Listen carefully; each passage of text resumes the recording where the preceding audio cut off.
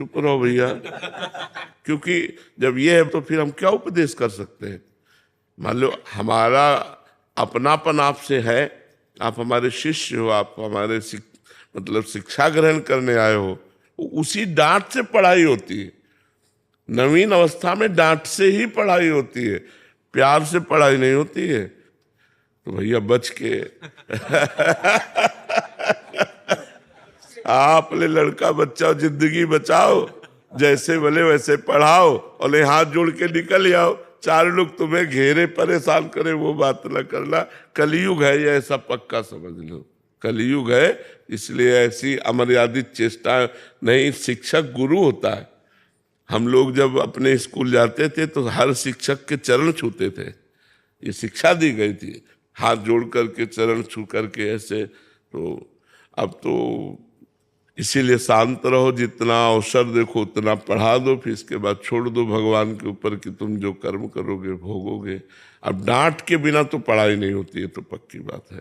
शासन होना अति अनिवार्य है। अगर शासन नहीं होगा तो सब बिगड़ जाएगा। शासन होना अति अनिवार्य है, चाहे जिस डिपार्टमेंट में हो शासन काम करता है। अगर अनुशासित नहीं है नीचे वाले तो फिर काम कैसे बनेगा। तो बात सही है, विद्यार्थियों से ज्यादा उद्दंडता अब नहीं ठीक है। अब तो बस चुपचाप राधे राधे, जो अपना पढ़ा दिया अपना निकल लिया। गुरुदेव उनके माता पिता को बोलते हैं तो वो भी उल्टा हमें ही बोलते हैं। हाँ बिल्कुल। तो फिर पता चलेगा जब थोड़ा बड़े होंगे, अपने माता पिता को अपने आचरण दिखाएंगे तो उनको पता चल जाएगा कि हमारा पक्ष लेने का फल क्या मिला। मतलब हम उन टीचरों की बात नहीं कहते जो पशुता का प्रयोग करते हैं। पशुता, बच्चों के साथ मृदुता और शासन, प्यार और शासन, पशुता नहीं। और डांट दिया, फटकार दिया, कल पाठ करके ऐसा। अगर इतने पे भी कोई विरोध करता है तो ये भी मत कहो, हाथ जोड़ के कह दो कि कल पाठ कर याद करके आ जाना कल पाठ याद कर लाना अगर हो सके प्रभु पूनम जी, राधे राधे महाराज जी। महाराज जी, जैसे आपके श्रीमुख से सुना है कि सेवा स्वार्थ मुक्त होनी चाहिए, लेकिन हमारे मन में ये भाव आता है कि हमें गुरुदेव की श्रीअंग सेवा करने का सौभाग्य मिले, जिससे हमें गुरुदेव की समीपता प्राप्त हो। महाराज जी, मेरा प्रश्न है कि इस तरह का भाव गुरुदेव के प्रति अनन्य लगाव है या मेरा स्वार्थ है कि गुरुदेव की समीपता?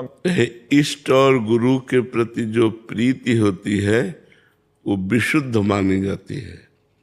संसार के प्रति जो प्रीति होती है वो अशुद्ध मानी जाती है। उसमें काम, राग, स्वार्थ, आसक्ति होती है।